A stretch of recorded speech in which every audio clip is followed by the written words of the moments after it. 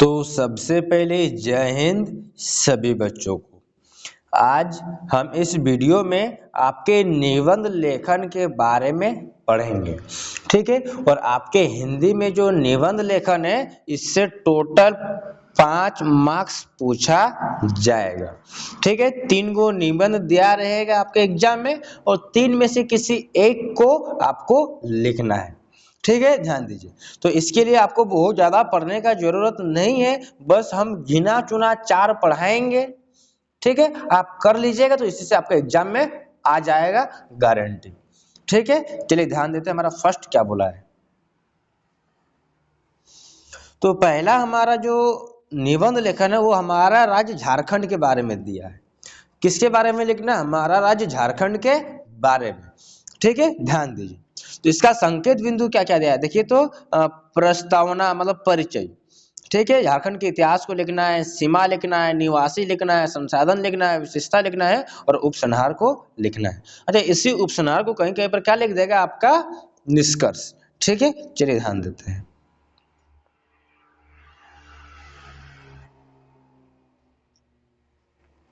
तो सबसे पहले झारखंड का परिचय को देखते हैं, ठीक है। ध्यान दीजिए। जिस प्रकार लिखा है उसी प्रकार एग्जाम में लिखेगा। जैसे कि परिचय ब्लैक्स में लिख के डैश दीजिएगा, ठीक है। परिचय या ब्लैक में लिख के क्या कीजिएगा? डैश दीजिएगा। उसके नीचे थोड़ा सा अंडरलाइन कीजिएगा और फिर नीचे से लिखना शुरू कीजिएगा जिस प्रकार हम लिखे हैं, ठीक है। ध्यान दीजिए। परिचय। झारखंड भारत का एक सुंदर और प्राकृतिक संसाधनों से भरपूर राज्य है। जो झारखंड है हमारा वो भारत का एक सुंदर और प्राकृतिक संसाधनों से भरा भरपूर राज्य है। यह राज्य 15 नवंबर 2000 को बिहार से अलग होकर भारत का 28वां राज्य बना था। और जो हमारा राज्य झारखंड है वो 15 नवंबर 2000 को बिहार से अलग होकर भारत का 28वां राज्य बना था। झारखंड को वनों और खनिजों की भूमि कहा जाता है। जो हमारा राज्य झारखंड है ना, तो इसको वनों और खनिजों की भूमि कहा जाता है क्योंकि यहाँ पर बहुत सारा क्या है? वन है और बहुत सारा खनिज से भरपूर है। यहाँ की हरियाली, पहाड़, नदियां और जलप्रपात इसकी सुंदरता को बढ़ाती है, ठीक है। इसका पीडीएफ आपको ग्रुप में मिल जाएगा। अगला बोला है इतिहास। क्या बोला है? अगला इतिहास। ध्यान दीजिए इतिहास क्या बोला है। झारखंड का इतिहास प्राचीन और गौरवशाली रहा है, ठीक है। प्राउडली रहा है कि हमें अपने झारखंड के इतिहास पर गर्व है। यहाँ मुंडा, संथाल, उरांव जैसे आदिवासी समुदाय प्राचीन काल से निवास करते आए हैं, ठीक है। यहाँ जो ये सब जो समुदाय है लोग करते आए हैं, बहुत प्राचीन काल से यहाँ निवास करते हैं। झारखंड सॉरी अंग्रेजों के शासन काल में बिरसा मुंडा ने आदिवासियों के अधिकारों के लिए संघर्ष किया। और अंग्रेज काल में जो हमारा यहाँ राज्य का बिरसा मुंडा है उन्होंने क्या किया था? अंग्रेजों के विरुद्ध आदिवासियों के अधिकारों के लिए संघर्ष किया था। उनके बलिदान के कारण झारखंड आंदोलन को नई दिशा मिली। और जो बिरसा मुंडा का जो संघर्ष है ना, तो उन्हीं के संघर्ष की देन है कि हमारा राज्य झारखंड की जो आंदोलन में एक नई ऊर्जा मिली थी, नई दिशा मिली थी और अंततः झारखंड राज्य का गठन किया गया, ठीक है। सीमा देखिए। झारखंड की सीमा उत्तर में बिहार, पश्चिम में छत्तीसगढ़, दक्षिण में उड़ीसा और पूर्व में पश्चिम बंगाल से मिलती है। इसमें हमारा क्या है? पड़ोसी राज्य है। निवासी यहाँ के रहने वाले लोग, ठीक है। ध्यान दीजिए। देखिए झारखंड में विभिन्न जाति, धर्म और संस्कृति के लोग रहते हैं। हमारा राज्य जो झारखंड है वो अलग अलग जाति का, धर्म का और संस्कृति के लोग रहते हैं। यहाँ की प्रमुख जनजातियां संथाल, मुंडा, हो, ओराव आदि है, ठीक है। यहाँ के प्रमुख क्या है? जनजाति ये लोग है। हिंदी राज्य की प्रमुख भाषा है और हमारे राज्य की प्रमुख भाषा क्या है? हिंदी है। मतलब अधिकांश मात्रा में हिंदी बोली जाती है। एग्जाम में आपका हिंदी से होता है। जबकि संथाली, मुंडारी और नागपुरी भी बोली जाती है। हिंदी तो बोला जाता ही है, साथ साथ में हमारा क्या नागपुरी बोली जाती है, संथाली बोली जाती है और मुंडारी भी बोली जाती है, यहाँ के लोग सरल, मेहनती और प्राकृतिक प्रेमी होते हैं। हमारा जो झारखंड है, तो झारखंड के लोग सरल होते हैं, मेहनती होते हैं और प्रकृति प्रेमी मतलब नेचर लवर होते हैं। संसाधन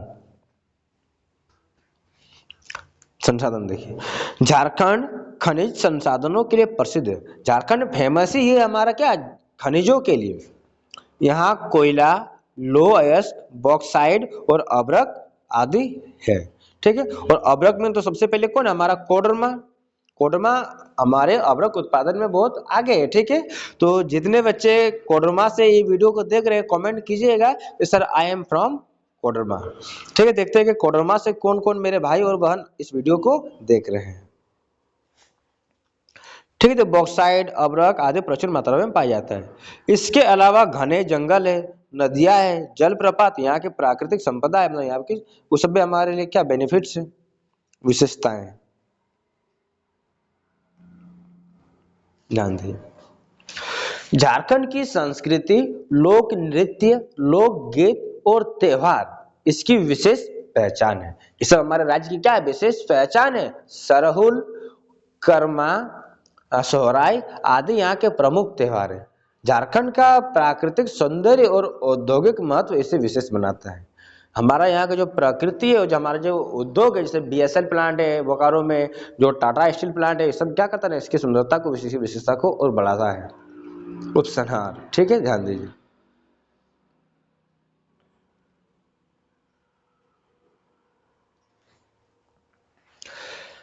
अंत में यह कहा जा सकता है कि झारखंड प्राकृतिक संपदा, संस्कृति, इतिहास से समृद्ध राज्य है। यहाँ यदि इसके संसाधनों का सही उपयोग किया जाए तो यह राज्य विकास की नई ऊंचाई को छू सकता है। ठीक है, अगर इसके संसाधन का सही उपयोग किया जाएगा तो यह हमारे राज्य जो है वो एक ऊंचाई को छू सकता है, विकास की ऊंचाई को। ठीक है, नेता सब बकलोल बकलोल काम ही नहीं करता है, गधा सब। हमें अपने राज्य पर गर्व है। ठीक है, हमें अपने राज्य पर क्या है, गर्व है, प्राउड है। इसके विकास में योगदान देना हमारा कर्तव्य है। हम सब का कर्तव्य है कि अपने राज्य को विकास में क्या करें, अहम भूमिका निभाएं, योगदान। ठीक है, ध्यान दीजिए। अगला बोला है हमारा परिश्रम का महत्व। ठीक है, ध्यान दीजिए, इसका संकेत बिंदु क्या क्या दिया है। भूमिका, श्रम जीवन का सत्य, उन्नति और विकास में सहायक। ठीक है, परिश्रम के लाभ और उपसंहार। ठीक है, ध्यान दीजिए, भूमिका क्या है परिश्रम का। ठीक है, परिश्रम करेंगे, हम मेहनत करेंगे तो उसकी भूमिका क्या है। मनुष्य के जीवन में परिश्रम का बहुत बड़ा महत्व है। हर किसी के जीवन में होता है, तो मनुष्य के जीवन में जो परिश्रम है उसका बहुत बड़ा महत्व होता है। परिश्रम के बिना कोई भी सफलता प्राप्त नहीं की जा सकती है। ठीक है, जो परिश्रम है उसके बिना हम कोई सफलता प्राप्त नहीं कर सकते हैं। एक ऐसा आदमी बताइए जो बिना मेहनत का सक्सेस कर गया, कोई नहीं। संसार में जितने भी महान व्यक्ति हुए हैं, उन्होंने अपने जीवन में कठिन परिश्रम करके ही ऊंचाइयों को छुआ है। जितने भी महान आदमी है, सब कठिन परिश्रम करके ही ऊंचाइयों को छुए हैं। परिश्रम मनुष्य को आगे बढ़ने की प्रेरणा देता है। जो परिश्रम है वो मनुष्य को आगे बढ़ने की प्रेरणा देता है और उसके जीवन को सार्थक बनाता है। इसके बाद क्या बोला है, श्रम जीवन का सत्य। जो श्रम है वही तो जीवन का सत्य है, यही तो जिंदगी की सच्चाई है कि हमको श्रम करना है, मेहनत करना है। ठीक है, बिना हार्ड वर्क के कुछ नहीं होगा। ध्यान देंगे। ठीक है, श्रम जीवन का महत्व। श्रम जीवन का एक अनिवार्य सत्य है। आप इसको एक्सेप्ट करें या न करें, इसको अनदेखा नहीं कर सकते। आपको एक्सेप्ट करना ही पड़ेगा कि जो श्रम है जिंदगी की सच्चाई वही है। श्रम जीवन का अनिवार्य सत्य है। बिना मेहनत के जीवन में कुछ भी पाना संभव नहीं है, और बिना मेहनत की जिंदगी में कुछ भी पाना संभव नहीं है। जीवन के हर क्षेत्र में सफलता परिश्रम से ही मिलती है। हर क्षेत्र में जो सफलता वो परिश्रम से ही मिलती है, मेहनत करने से ही मिलती है। श्रम व्यक्ति को आत्मनिर्भर, सेल्फ डिपेंडेंट, अनुशासित, डिसिप्लिन बनाता है और आत्मविश्वासी बनाता है। ठीक है, सेल्फ कॉन्फिडेंस बनाता है। इसलिए कहा जाता है कि श्रम ही जीवन का सच्ची पूंजी है। ठीक, इसलिए कहा जाता है जो श्रम है वही जीवन की सच्ची पूंजी है, उन्नति और विकास में सहायक। ठीक है, ध्यान दीजिए। श्रम व्यक्ति की उन्नति और समाज के विकास में सहायक होता है।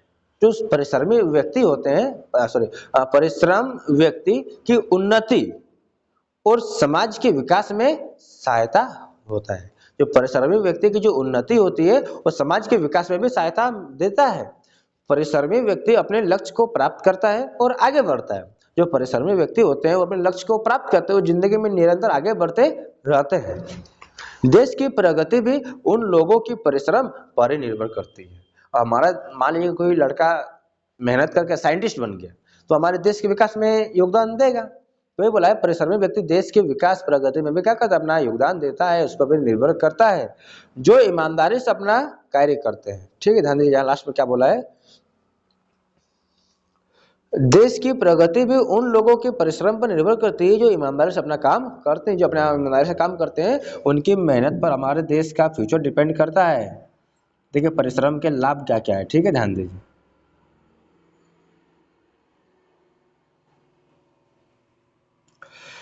परिश्रम से सफलता, सम्मान और आत्मसंतोष प्राप्त होता है। अगर आप परिश्रम करेंगे तो आपको सफलता मिलेगी, सम्मान मिलेगा और आत्मसंतोष, अलग से एक आत्मा को शांति मिलेगी कि मैंने कर दिखाया, मुश्किल था पर मैंने मेहनत किया और कर दिखाया परिश्रम करके।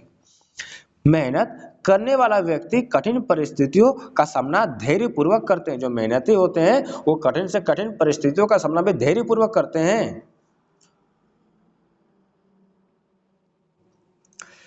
परिश्रम से व्यक्ति में अनुशासन, डिसिप्लिन, समय का सदुपयोग और सकारात्मक सोच विकास होता है। डिसिप्लिन आता है, समय का सदुपयोग करता है और सकारात्मक सोच मतलब पॉजिटिव थिंकिंग आता है, नेगेटिव थिंकिंग नहीं आता है। आलस्य जीवन को पीछे ले जाता है, जो आलस्य है वो जिंदगी को पीछे ले जाता है, जबकि परिश्रम व्यक्ति को व्यक्ति मतलब जीवन को आगे ले जाता है। जबकि तुम्हारा जो परिश्रम है वो अगर कीजिएगा तो आपको जीवन में वो आगे ले जाएगा। देखिए अगला क्या बोला है, उपसंहार। अंत में कहा जा सकता है कि परिश्रम ही सफलता की पूंजी है। और हम लोग अंततः यही कह सकते हैं कि जो परिश्रम है वही हमारी सफलता की पूंजी है। सफलता उन्हीं को मिलती है, सफलता उन्हीं को मिलती है जो निरंतर मेहनत करते हैं, जो लगातार मेहनत करते हैं। हम आलस्य को छोड़कर निरंतर परिश्रम करना चाहिए। हमको आलस्य को छोड़कर निरंतर परिश्रम करना चाहिए, मेहनत करना चाहिए।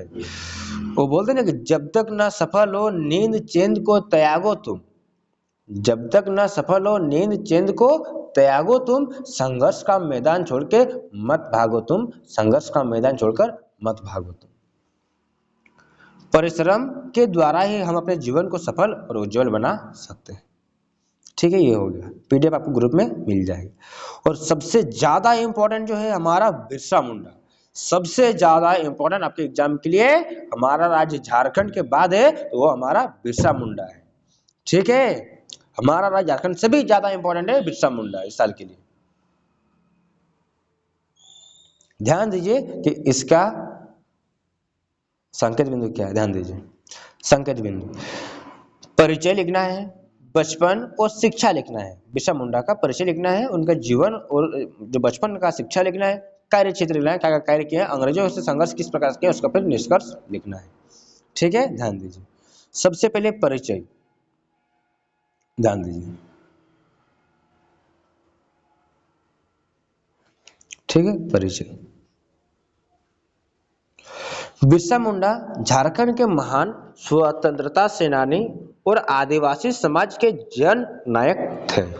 जो बिरसा मुंडा है वो हमारे राज्य झारखंड के महान स्वतंत्रता सेनानी, जो स्वतंत्रता के लिए लड़े थे अंग्रेजों से, और समाज के जन नायक थे। उन्हें धरती आबा भी कहा जाता है। जो बिरसा मुंडा है उनका दूसरा नाम क्या है, धरती आबा। जो भगवान बिरसा मुंडा का दूसरा नाम क्या है, धरती आबा।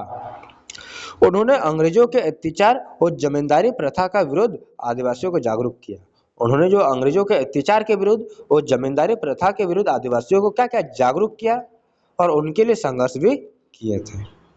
बचपन और शिक्षा। बचपन और शिक्षा।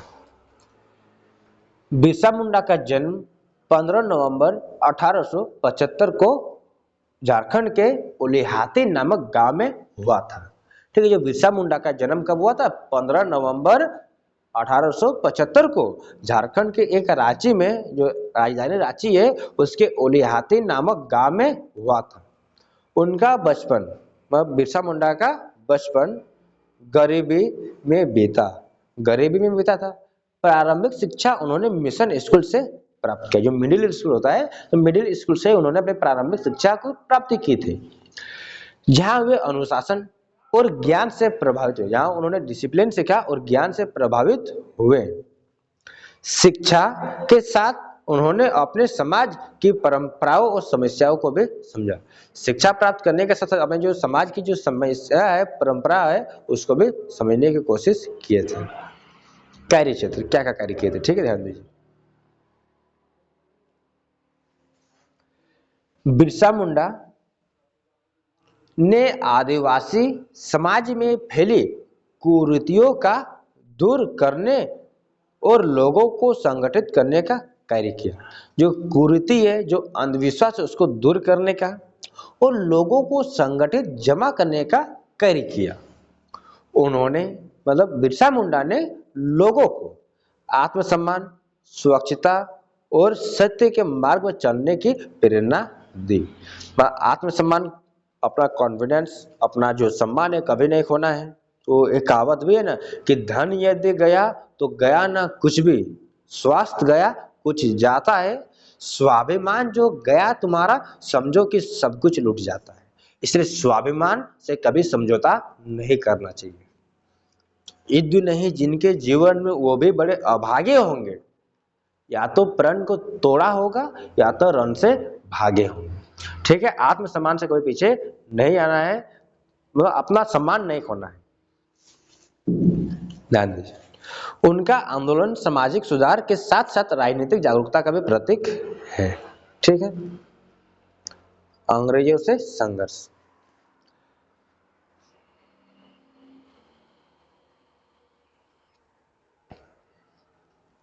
अंग्रेजों से संघर्ष।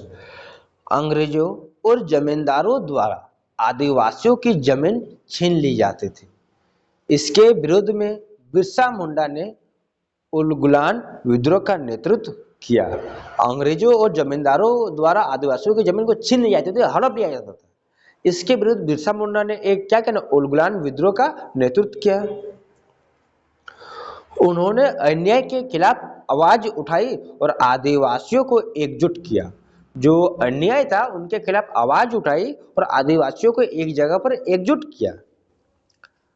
अंग्रेज सरकार ने उन्हें गिरफ्तार कर लिया और डर से अंग्रेज क्या कर लिया, गिरफ्तार कर लिया और जेल में उनकी स्वास्थ्य खराब हो गई। जेल में डाल दिया तो उसका स्वास्थ्य खराब हो गया।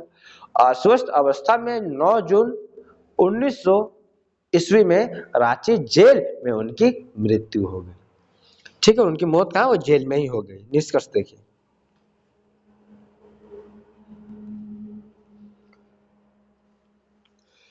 बिरसा मुंडा का जीवन साहस, त्याग और संघर्ष की मिसाल है।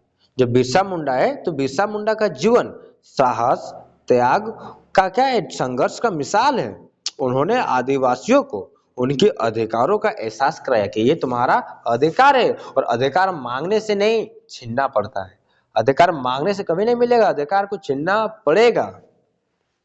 आज भी वे झारखंड ही नहीं बल्कि पूरे देश के लिए प्रेरणा का स्रोत है। उनका बलिदान सदैव अस्मरणीय रहेगा, यादगार रहेगा। आज वो भले हमारे बीच नहीं है, उनकी विचार, उनके संघर्ष आज भी हमारे बीच है। लास्ट बोला है किसके बारे में लिखना है हमको, पर्यावरण प्रदूषण के बारे में। ठीक है, संकेत बिंदु क्या क्या दिया है, प्रस्तावना, प्रदूषण की समस्या, प्रदूषण के प्रकार, वृक्षारोपण का महत्व और उपसंहार। ठीक है, चलिए ध्यान देते हैं।